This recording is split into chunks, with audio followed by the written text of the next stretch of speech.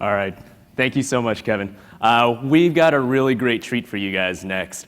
We have 3 former state CIOs who are going to join us, and they're going to share a little bit about what they wish they knew back when they were CIOs. So I'd like to welcome to the stage Kristin Russell, Karen Robinson, and Claire Bailey.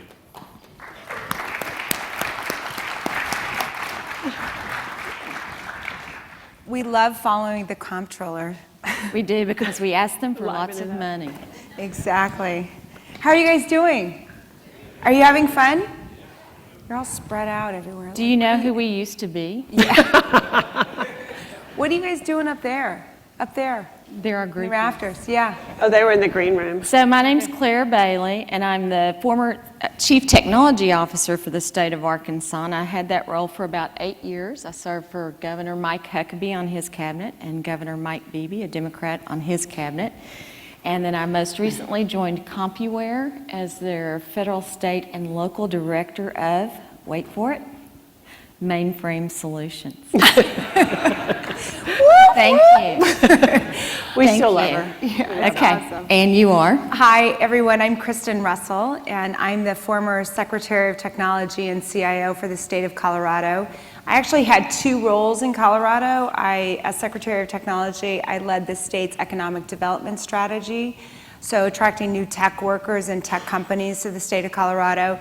And then I also oversaw all of the IT functions across the state. Colorado is actually one of the few states that is actually completely consolidated by legislation. So there was only one state CIO, and that was me. And now I'm with Deloitte Digital. I actually lead our national strategy for digital government. So I work specifically with state and local, as well as higher education clients, on how to reimagine the future of their business through a digital lens. So social, mobile, cloud, content, and analytics. And my name is Karen Robinson, and I was the former Director of Administration and Technology in the Governor's Office in Texas, and then the former CIO for Texas for 5 years. And you were a lot more ahead of us in our consolidation process, so I followed your model and tried to get it all under my churn, and I think it's going there now. And I appreciate that, that leadership. So we wanted to come and talk to you about some of the challenges that we saw around big data in government. And we'd love it to be very informal, especially because there's not too many in the room. So we'd love to kind of throw it back to you guys for questions that you have. But some of the things that we dealt with, and a couple stories that we can share from our time in state government. And well, actually, why don't you start? Why don't you start with what you did? So it was always fun to travel with Kristin, because in a lot of ways we have a lot of fun.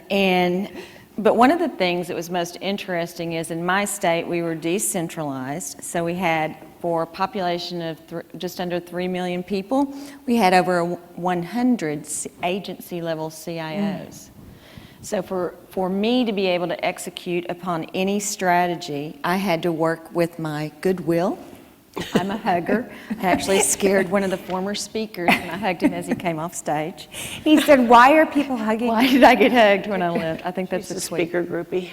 So with that, when you do not have the authority, yet you have the responsibility for moving a strategy forward, it becomes very challenging.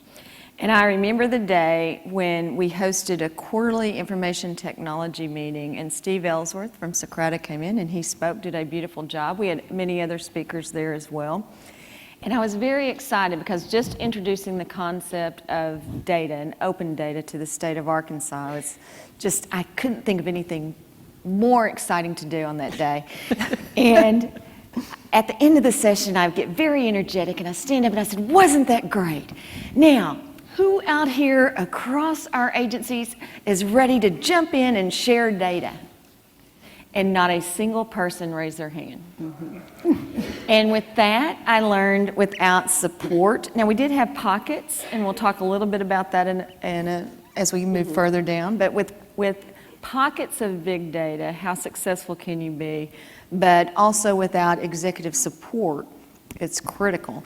So because I'm going to probably throw it over to KK, because we'll end with Yeah. Kristin in Utopia.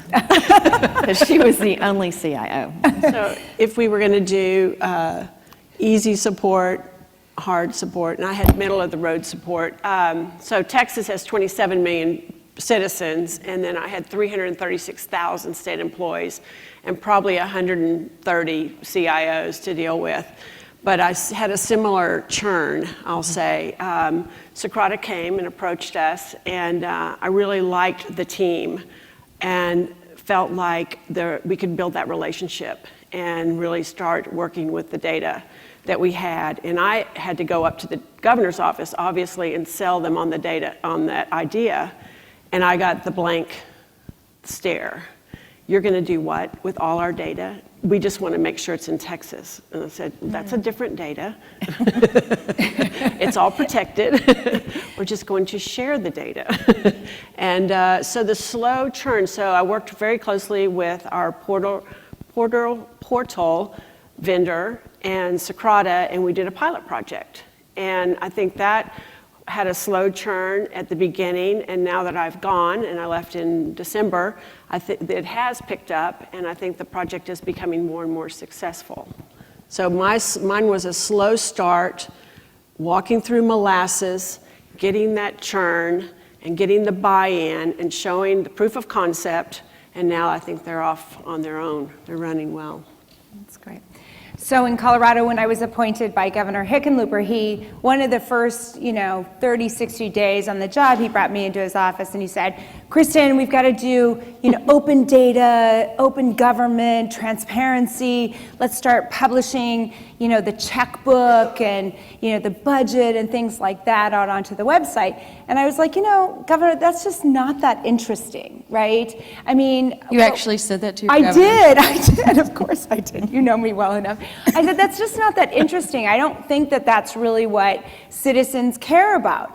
I said, what about if we open sourced data to citizens? So I said, think about creating a marketplace. So we launched, with the help of Socrata, the Colorado Information Marketplace. And the concept was very, very different. It was about releasing data sets into the wild. And it was letting people, developers, mash that data set, graph it, download it, create apps, whatever they wanted to do with that data set. And the other cool thing that we did was we actually crowdsourced it from the perspective that citizens, constituents, businesses could rate it. They could say, this is a thumbs up, this is a good data set, this is a bad data set because it wasn't updated. We actually merged in Google's API so that we could graph things and make it more interesting to look at. And they could also request data sets. And so I said, let's just let the data be out there and then see what happens. And within 6 months, the number of data sets that went out onto the Colorado Information Marketplace went up 200%. And just as an example of just how if we really start to think about government using new technologies and transforming this concept of, going from big data, which is interesting but not that interesting, to applicable deep data, where we can actually create new information, new businesses. So the number one hit data set on the Colorado Information Marketplace, any guesses?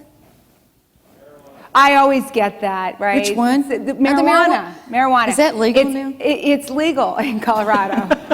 In case you haven't heard. And I will tell you guys, Colorado is the Parks. #1 state in the country for 25 to 35-year-olds migration spot. But we had that prior to the legislation of marijuana. Sure, Okay, I'll you just always tell you say guys that. No, but it was number of black bear sightings. And so when you think about the power of using new technologies to get out of the way, nobody cares about the budget or the checkbook. I mean, people do, but people want information from government that they can actually use in their lives. And so if you think about, government being the crown jewel of big data or deep data and getting out of the way. So now today, Colorado sponsors these apathons and hackathons on the data set, right? So we have developers come in, we give them pizza and beer and they create apps all weekend. So if my department tried to do that, one, it would take millions of dollars and like 10 years. I'd be dead by the time they created their first app. But they did in one weekend, they did an app for all the, food markets across Colorado. So those are that's the power of being able to use new technologies. But certainly, even though my state was very highly centralized, and I had a lot of control in Colorado, I still dealt with a lot of the things that you're talking about because government was developed in silos. They were developed by agencies, and we had 2 agencies that said, well, this is my data. So that was pushback that you had. Yeah, for sure. I remember Medicaid, the Medicaid department, right, delivering Medicaid to citizens of Colorado in need, and the Colorado Department of Public Health and Environment, they had the birth and death certificates for the state.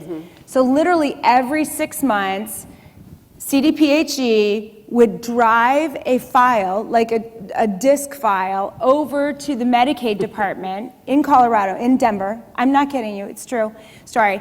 Every 6 months and say, here, now you can download all the people that have died over the last 6 months. Well, guess what? We were paying Medicaid claims on people that were deceased. So then we'd have to, because the drive. The drive was a long, 10-minute drive. And people had died during that, over the 6-month time period. So then we had to try to get, the monies back from the families of the people that we were paying Medicaid claims on. So that's just but when I went to the departments and said, do you guys get this? This is ridiculous. It's my data and you can't touch it. It's my data, you can't touch it. We are obligated to have that data. And I would literally stand, and luckily I did have the support of the governor. I said, it's not your data. Those are data huggers. It's the citizen data. It's They are data huggers. Yeah. So shifting back over to the Arkansas environment, one of the things that we all know, everyone in this room understands, is that how do we drive effective decision making? And from the government perspective, it is identifying what truly works. So you get all these wonderful leaders. We have some campaigning right now to be our president. And they have all these wonderful ideas on how to change the world, or how to change the state, or how to change the city or the county. And part of what we saw in Arkansas was what truly was a game changer for us. So I happen to love statistics, strange but true. And it was real easy to track Arkansas statistics because guess where they ranked in education? Mississippi. And sometimes Louisiana, but that's a joke that we try not to tell. But so you saw a lot of funding come into education, and you saw a lot of things happen around education. And we were actually had one of the top longitudinal, I can't even say that word. I don't know. Can you say longitudinal? Yeah. So it's because I'm Southern. But we had one of the greatest areas of study around educational policies that actually worked. And then from there you saw the trends, you saw the things that you could shift funding to ensure that you were putting dollars to really help the children of Arkansas and to give people hope and to see that there are ways to grow from where you started. And so even though I did not have executive support nor could get the data huggers to let go, we were able to move the state forward in specific areas by understanding analysis of what works across public policy. To me, the other side of that is who decides what data group is most successful? I'm asking you in the audience. Who actually drives data? In any corporation, in any organization. Or just what makes data successful? Shout it out. Okay, consumers, right? Citizens. You make data successful. And when you get out there with the energy that you have now and you're searching and looking for that right answer from your governments or what actually works, you are the driver of that information. I think, one of the things that I figured out, in the 5 years that I was CIO is when I first came on, it was a nice to have. It was nice to have this data at your fingertips. And then it became a must-have because the citizens demanded it. Whether it was in South Texas, where we were having border concerns and park visits and trying to get education online because folks could not afford to go to school, and because they were accountable for their families and the welfare of their immediate families and taking care of them and shopping and then we were trying to build up education certifications so that these kids could go to school online. And there would be a movement around putting the data that they needed to be successful and to get these programs or get these certifications. In the north, in Amarillo, where we were having snowstorms, you went from drought, and then in Houston area, you're having hurricanes. So we had all of this data to figure out, and it took a lot of continuity and then that relationship building. So I had to pull in not just the state folks, but the local CIOs as well, and build those relationships in order to get the trust. And then they would wind me up and push me through the doors to go into testifying before the legislature and then to meet with the leadership at the governor's office. So it took a lot of time and a lot of that citizen input.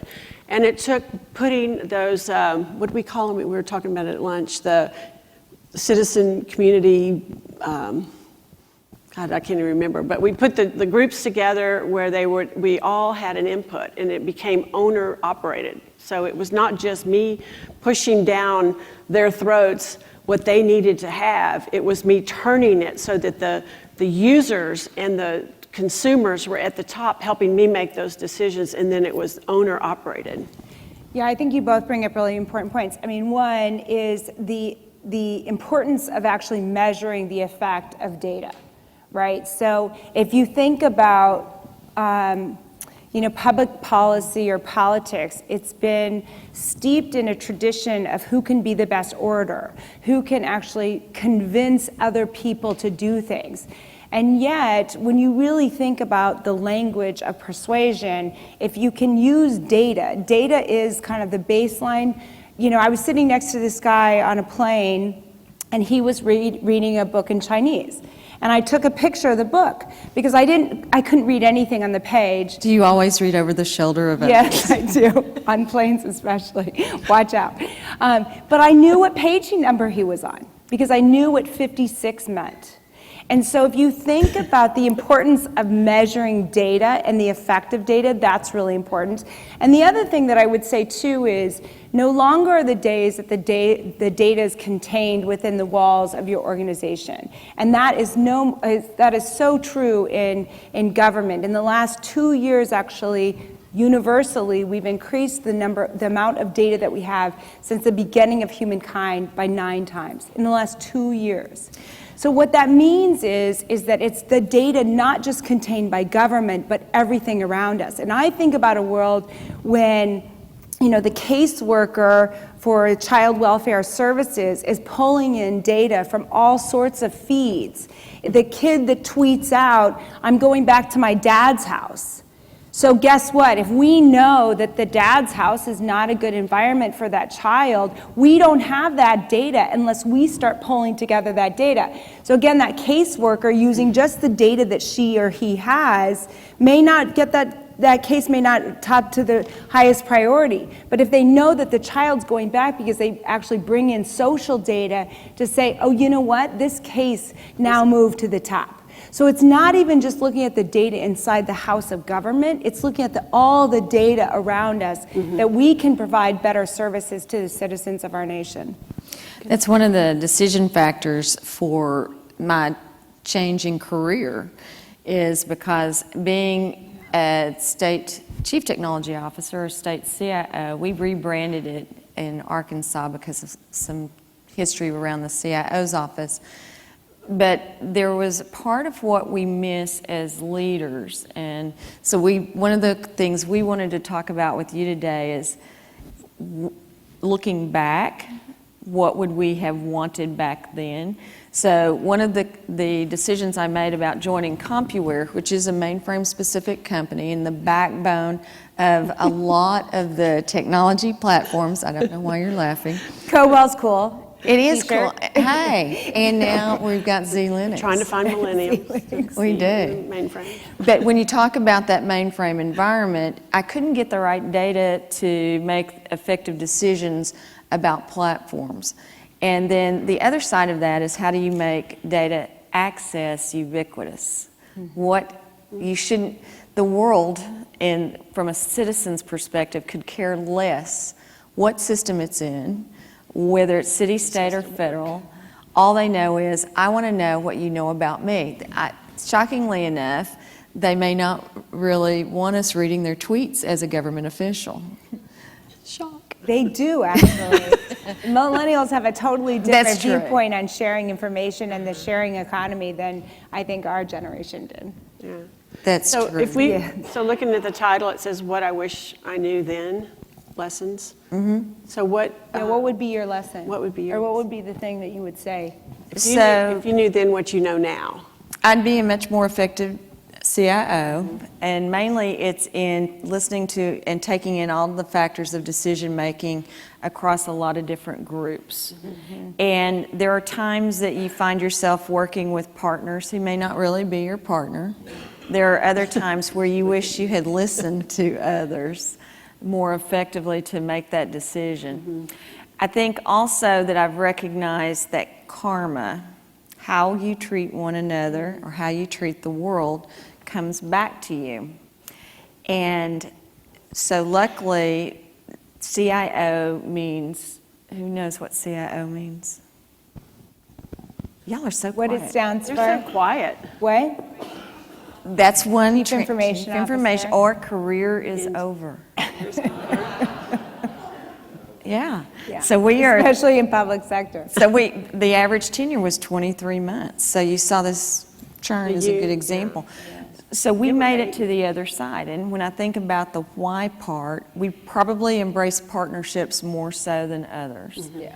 I still think, even though you get, particularly in the public sector, you start thinking, my gosh, I am the smartest person in the room, because people laugh at all your jokes, even though they're not funny. And the reason is, you're a key decision maker. And you're going to sign a contract. There were times that you found people were just making you feel that way and then not really executing for that strategy for the right reasons. So I think I would read people better. Yeah. And I think I would define better partnerships. I know I would do deeper research. And then luckily, we all worked together and shared ideas. And if I was from a very small state, and sometimes people, vendors who I will not name, would not be forthcoming with me, or they would not help me achieve those strategies. And I would say, well, my best friends are from Colorado and Texas and the state of California, Carlos Ramos, who is not here with us today. And that helped me make more of an impact in decision process. Sorry that we have to do that, but I will find that I would probably leverage that even more looking back. I totally agree with everything. And we talked about listening. I think listening to the solutions that the vendors would bring in is really important. But another thing that I would always ask my vendor partners is to read our state strategic plans or the IT framework and be prepared, because you have something, a gift that you can offer me, or a solution that would make my world easier. And if you've already read everything that I've got, or my top 10 needs, and you come in and say, I fit right here at number 2, I love you. I mean, you've got 10 points right there, and I'm willing to work with you because you've already invested the time to study our plan. I mean, you may not know all the deep secrets, but at least you've aligned your solutions to my initiatives and what I've been looking to do. Another thing is, we talked about listening. I went around and listened to all of my customers. And the customers were my agencies. Their customers were the constituents.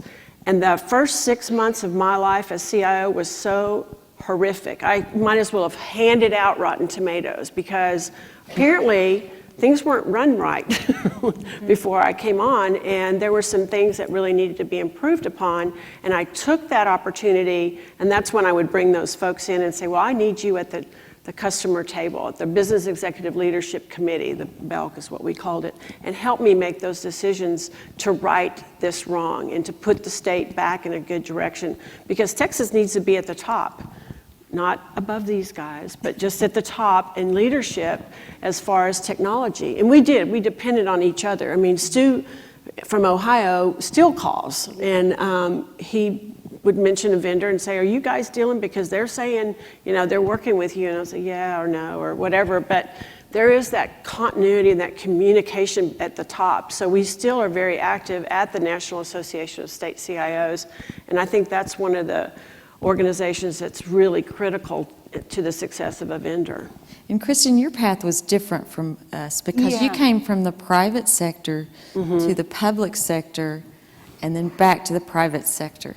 Yeah, so it was really interesting for me because, and I think what I would tell you, so I was at Oracle prior to the state. I ran Oracle's global data centers and computing operations worldwide, and then prior to that I was with Sun Microsystems for many years in global IT service operations roles. And so I think what I learned was that, technology is the easy part, people are hard. And, I'd come in and I'd say, oh my gosh, I know how to solve this. I've solved this 15 ways. And what I realized in government in particular is that it is the relationships, it is a lot of what you guys are talking about, it's the governance. Like, I wish I would have spent so much more time on governance and change management, especially as it pertained to data. And how data would be used, and that work around understanding people and the relationships of people in response to technology versus I know the technology solution and I can implement it. What I found, and especially moving to, we were very progressive in moving to cloud providers and moving a lot of our services outside into the cloud, both SaaS and infrastructure as a service and platform as a service. And what I realized is that it wasn't really about the technology. The technology actually worked really, really well. It was about the people and how they interpreted their role and what was the message and how they needed to, how that changed their jobs. And that's always out there in kind of all sectors, but I think in particular within public sector, it was a really big eye-opener for me. So one of my data stories deals with education, and Beth Blower came in with Socrata at that time, and she's a very dear friend. And I said, could you just take a look at this data? And I said, can you map, we were looking at how to expand broadband across the state.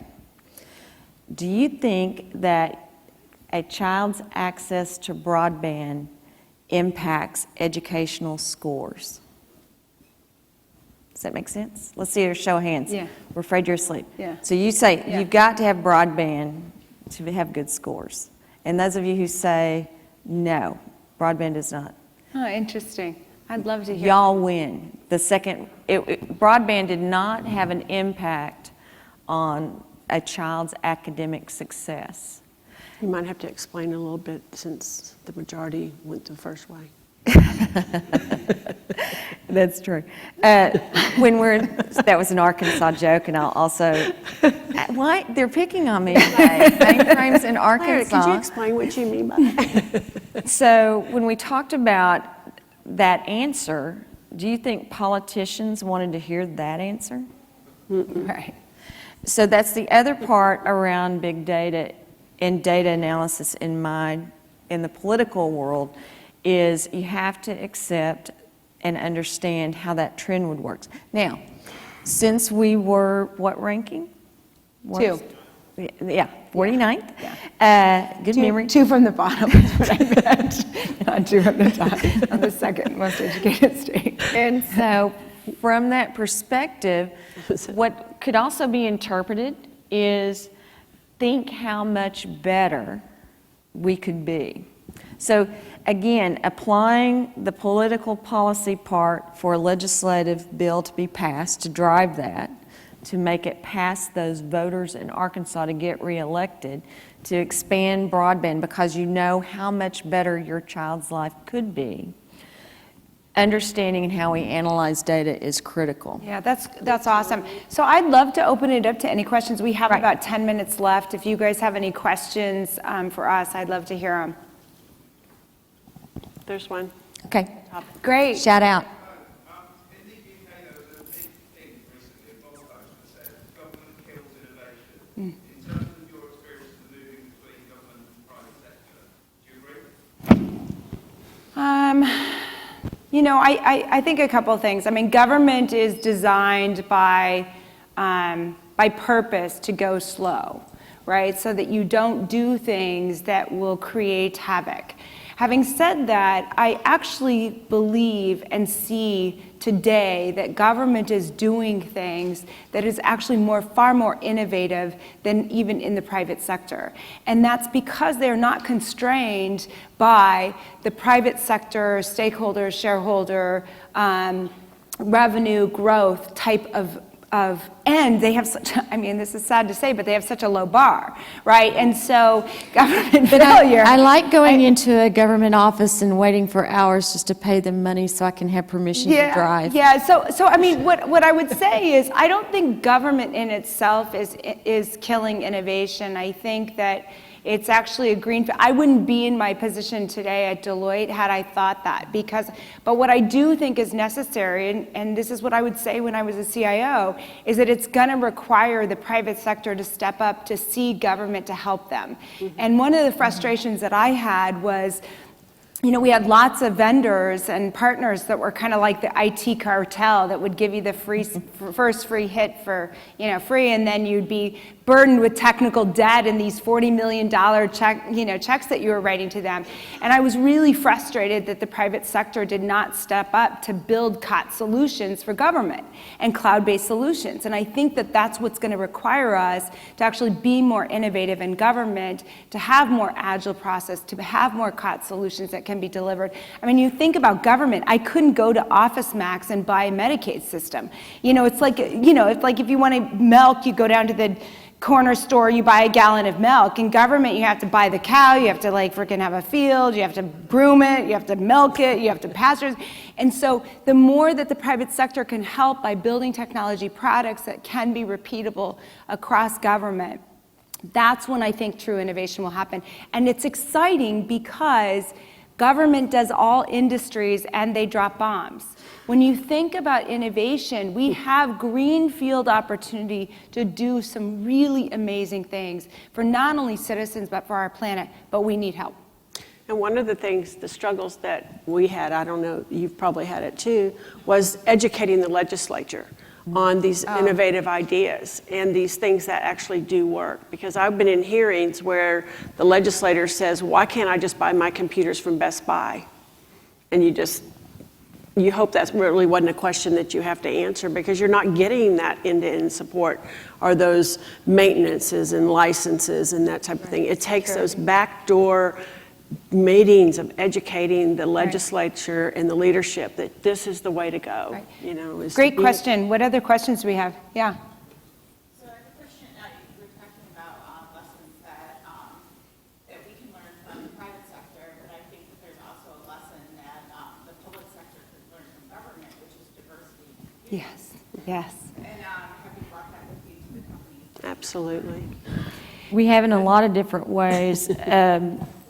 One of those things is I have a very, if you want to follow an innovative CEO, follow Chris O'Malley on LinkedIn, He's from Twitter, CompuWare. Mainframe. He's the CEO. That's correct. And we are bringing sexy back to the mainframe. I'm defending it today. I'm on a panel, and now I'm going to go into debate mode. But to that perspective, when you have a legacy application that will cost you $300 million to replace in a very small state, and does anybody want to pay more taxes to get that done? So how do we bring innovation to that? It kind of ties in both questions. How do we bring in innovation to maximize a couple of things. One is maximize that intellectual property, but also ease of access to that citizen. In a small state, we had about 40% of our population, their only access to the internet was through their smartphone. If we did not deliver a solution that was accessible off of a mobile application, a mobile platform, we weren't reaching over 40% of our population. And we were requiring them to go in, take a day off work, and I joked about it a minute ago, but to pay your car tags. 8 hours of non-paid, and generally you didn't get any benefit from that. So that ties into making sure that we have that capability to listen and leverage and understand for each of the places that you live across the world, there's a taxation mechanism that paid us to be government employees. And you either liked what we did or did not, but your voice has to be part of that solution. What works for you has got to work. Yeah, I mean, I think there's two aspects of it. One is there's a diversity problem in public sector as well. So we have this whole concept of the silver tsunami. In fact, across all state government, about 30% of all public sector IT workers are eligible for retirement. So I used to make the joke, not only our systems are old, our workers are old too. And so we have a diversity issue, not only just from a demographic standpoint, but just in bringing in kind of the millennials and how they're looking at the world around them in a very different lens and how government needs to be responsive. So that's kind of one aspect of it. And then the other aspect of it that I think your question was really more about, which is how do you bring this concept of public service and public good and what is happening with consumers today into private sector companies. And I think that I encourage all of you to do a stint in public sector, in public service, because it will fundamentally change the way that you look at the world. And until you have that experience, it's like, how many of you have traveled overseas? Yeah. So, I mean, when you travel, when you have that international overseas experience, you're forever changed. You look at the world differently. And the more of us in private sector that can actually work in public sector and understand the challenges and the people and the legislature and the fact that, people that are homeless, don't have a home, they don't have a computer, and they don't have internet connection, but they have a mobile device. Absolutely. That changes the way that you do anything in your private sector company, regardless of whether it's interfacing with the public sector. Great question. Another question. We have a couple minutes. Karen, you mentioned that at one point there was kind of data at your fingertips went from a nice to have to a must to have. What do you attribute that shift from that time? I think it was the opportunity to work with folks and then to bring those customers in and sit at the table. And the challenge being at the beginning, I was 20 years in state government, so I did my stint. 5 as CIO. I did 3, and I was like, enough. It's enough for me. And 24 it was always. It seemed like a struggle to always get what we needed to get. And I had kids, and they had things they needed and wanted. And then my kids were older, so. Computers when my daughter went to UT, we had to get a laptop. And it became, okay, this is a must-have. So I was living it and seeing it and doing the best I could to reach out and support the citizens. And I go back to South Texas because that's, we have folks and citizens down there like Kristin was talking about that aren't homeless, but they're low income, and the challenges, they need to be there to be able to survive. They need to have the things at their fingertips. They need to have the ability to go online and get their driver's license or get a park or whatever the solution may be. So it became that became my argument to the legislators and I would focus on the senator that had that area and say, Senator West, did you understand that your folks really do want this? And then they would get that feedback too. So it was circling the wagons, it was doing a deep dive, and it became a really must-have situation. In Arkansas, it was interesting because you saw the average age of the legislature change. We have term limits, which, did you have term limits in Yeah, Colorado? yeah. And you do now in Texas? Ours We were- draw straws now. You draw straws now? Texas is different. But in Arkansas, you saw the age change. And as much, that doesn't mean that it should be an ageism statement, because that was not necessarily true across all legislators. You had some legislators that were highly driven across how they made decisions, but it became an interesting concept in a legislative committee when they would ask me a question and I would sit in a hearing, much like now, and they'd ask me a question. I'd say, I don't have that answer with me right now, but my staff is right behind me and they're researching it online as I speak. So I'll come back to that question in just a minute. No other agency director would answer a question like that. Right. When I did it, that then started the process of saying, hey, actually they'd say, hey y'all, hey, we can get data at our fingertips and that can drive an effective decision versus I'll be back in 30 days with that answer. That changes the world. Yeah, And that's what we have to remember is let's change our world. And I'll give you a couple quick examples from Colorado. So when the floods hit Colorado, you know, we're a very dry state. We are not used to dealing with floods. So the floods hit and everybody evacuated from the locations and they were trying to understand what was going on with their home. And we had no way of communicating this information to them. And Google Maps, as you may know, especially in remote areas, takes the aerial photographs, but they're sometimes months old, and so they kept on trying to go out to Google Maps to validate what was happening with their home residents. So we had to very quickly create a technology platform for us to be able to communicate to people within that were trying to connect with each other, that couldn't find each other, and also because cellular service was out, a lot of different services were out, but also to find out information about their home. Same thing when my peer was gunned down, murdered outside of his home. Within 24 hours, we didn't have 24 months, we didn't have 12 months, we didn't have 6 weeks. Within 24 hours, we had to get information to the critical first responders and to the cabinet that needed that information. And even on a lighter topic, marijuana. You know, when we passed legislation for marijuana, I mean, you think about it, but this is talking about kind of innovation in government. I mean, government's changing every single day. We passed the legislation on marijuana. We had 6 months to figure out how to create a brand new economic system. You know, when you pull somebody over, how do you determine if they're too high to drive? What's the potential content? What do the airport What do the airport laws do? I mean, what's public smoking? Is it the front porch? Is it back porch? These are real issues that government has to deal with today. So to your point, and I think you said it so well, it's not it's a nice to have, wouldn't it be interesting if we could figure out how to mash this data together? It's like, no, lives are at stake. Policies are at stake. Revenues at stake.